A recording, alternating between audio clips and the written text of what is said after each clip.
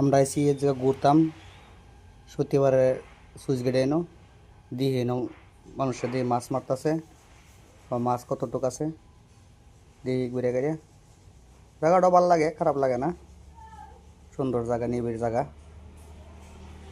Switch গেটে দিয়ে মানুষ নাই,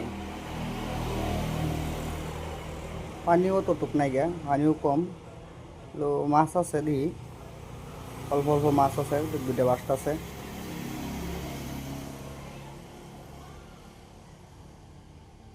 মাছও আছে, বলা মাছ আছে, মাছ ভাসতেছে, নিজে মাছ ভাসতেছে। পানি নাই, পানি কম, পানি বেশি না,